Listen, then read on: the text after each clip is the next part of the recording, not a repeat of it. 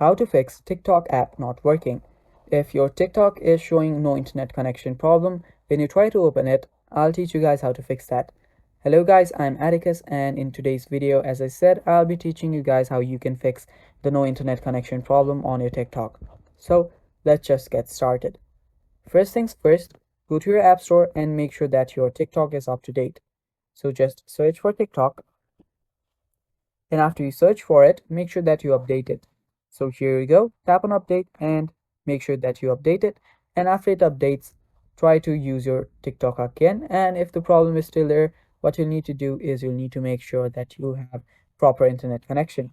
So go to your control panel or your settings and just make sure that you have internet connection. If your internet connection is just fine, just tap on airplane mode, turn it on and turn it off.